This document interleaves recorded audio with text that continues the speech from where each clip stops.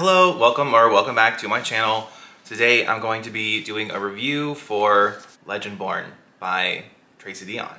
I just finished it literally like 30 seconds ago, so all of my thoughts are going to be very fresh. However, I didn't take any notes. I have no script, so we're just going to talk about things as they come into my brain. So this is a YA fantasy series. This is about, it's got a lot of King Arthur stuff referenced in it, and of course you're following your main character Bree Matthews. This was also in my 10 series to start, YA series start, that I think, I'm not sure when you're going to see this review, but it was in my series to start video and I've already started it, so that's good at least. But I think I took maybe a week to read this, and I feel for me the book was a little bit long, and for some reason I feel like this book was so hyped to me and all the people that I have seen discussing it.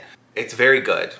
It's, for me, certain things were kind of confusing because there's a lot of King Arthur stuff, like I said, but I feel like maybe some of it is kind of went over my head because I didn't really, I don't know, the only really King Arthur tale I'm familiar with is from The Sword and the Stone and the Disney movie that's been out for, I don't even know, since the 50s or earlier maybe.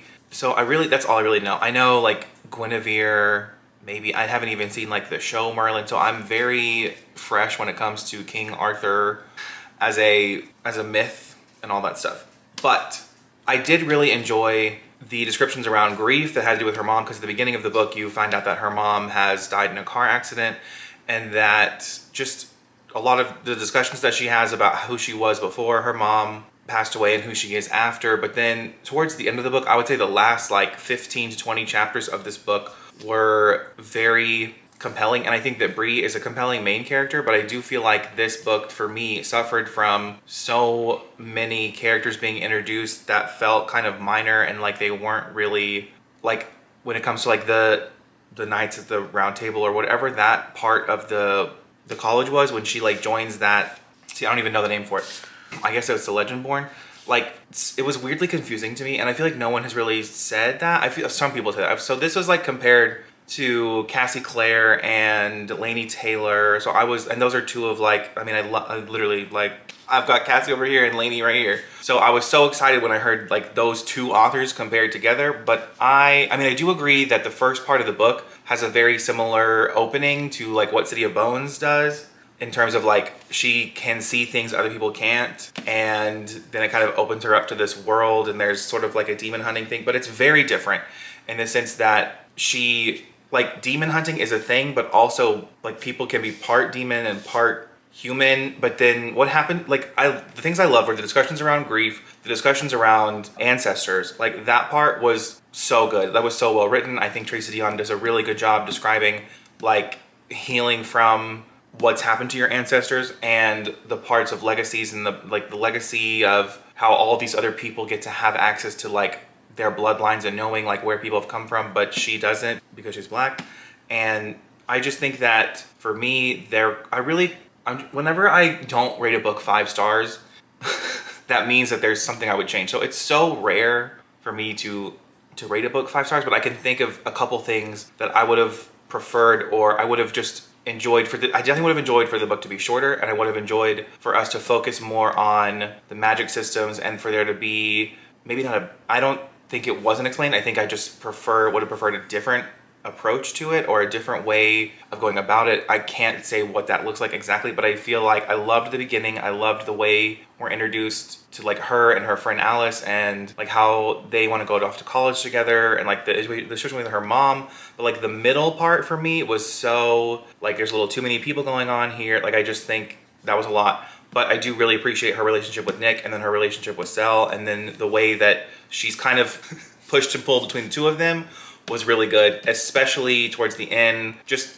you know, there's some reveals about Sel that I feel are really good, not just in terms of like I don't want to spoil things, but Sel has a very fascinating backstory, I will say that. And I think that Bree's like perception of him at first when she first meets him versus like as the book progresses is done really well, and just like Bree's opinions on characters, and that was done really well. I just feel like this, I don't know, I'm not sure if I want to pick up the sequel, because I feel like a big factor in enjoyment of this is knowing more about King Arthur stuff. So part of me kind of wants to like watch Merlin, maybe read up on more mythology, maybe go read like The Once and Future King, and then maybe reread this and continue the sequel, because I feel like for me, there was so much that I missed because you could read this without knowing much about King Arthur, I think, but I feel like if I had done those things, or if I go back into those things now, I will appreciate this more. And it talks about Lancelot, it talks about just all kinds of stuff. And I feel like, I don't know, I just feel like the magic part of it, the fantasy parts of it, were the parts that I was kind of like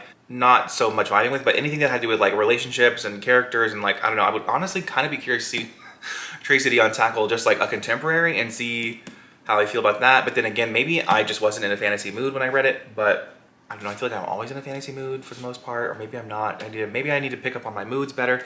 And there's like a part in here, so like not only do we talk about Bree's grief, but then there's also a part when her father sets her up with like a therapist. And I have said, and I think I've said in other videos before, but like lots of characters, probably because every single person in real life needs to go to therapy, but lots of characters in fiction, I just love seeing them go to therapy.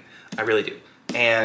But when she goes to therapy and what her therapist says to her about her mom, and the way she has described her mom up until this point is just, you know, there were like, anytime we were having any sort of emotional situation that had to do with her mom, I listened to this completely on audiobook, so I feel like that could have affected, obviously, I mean, I think in listening to if you just choose to listen instead of read it with your eyes, I feel like it could always be a different experience. But for me, this just felt like it did have emotional stakes in it when it came to like her and her mom's relationship, but towards the end there's definitely something that you're supposed to have an emotional reaction to, and I kind of didn't really feel anything at that point, because there's, like I was saying, it goes back to the struggle with there's so many characters introduced in here that I just feel like I would prefer to have a smaller cast of characters and get to know, like, I could really only tell you like Alice, Bree, Nick, and so like if we had really honed in and focused on those, like, I don't know if I'd want it to be multiple POV, but I feel like if we had just stayed in Bree's perspective and she had just interacted with those people the most, like, that to me would have been a better experience, I would think. I think it just kind of suffered from having too many extra characters that were trying, like, when there's so many characters and an author is trying to get you to care about all these people, I think it either needs to be longer and the character relationships need to be more fleshed out, or it needs to be shorter and we need to have less characters. Because to me, this just felt so long. I feel like I was reading this for a very long time. And that to me is not a good experience. However, I'm gonna give this book 4 stars, but like I said, I think I'm gonna go, maybe not immediately, but I plan to do a lot more. Maybe I'll just watch YouTube videos about King Arthur. I don't know, maybe I'll just do that and that'll be enough research for me to maybe reread this eventually and continue on. I don't know if this is gonna be a really long running series. I don't know if it's gonna be a duology. I feel like people say book 2 has a cliffhanger ending. So that hopefully there's gonna be a book after that, but I would be very, very curious if you read this, what you thought, and if you are interested in it, if you're more or less interested based off my review. Have you seen other people's reviews? This is a book that I just found, I just really thought this was gonna be like, I mean, it was a 4-star book, so I enjoyed it. I enjoyed a lot of things about it, but I'm just not enjoying it at the level some other people I've seen have enjoyed it. That's all I can say, but still 4-star read. Still 4-star read. Still a really good book. I'm still really glad I read it. And I'm still probably gonna read the sequel. This is why reviewing books is hard, because I just feel like it's so, I don't know. Maybe if I'd read it physically, I would have had a better experience. But I feel like I'm focusing so much on the negative stuff, but like what we got out of here that I enjoyed, I really enjoyed it. And what I didn't enjoy was really just the length. I just feel like it was really long, and I was listening on, you know, almost double speed. So it was only a 10-hour, to me that just makes me think, I must think it was too long. So before this review gets too long, that's how I'm gonna leave it. I will leave my Instagram, Goodreads, and Twitter. It will all be in the description for you to check out if you would like. Otherwise, have a great day. Bye.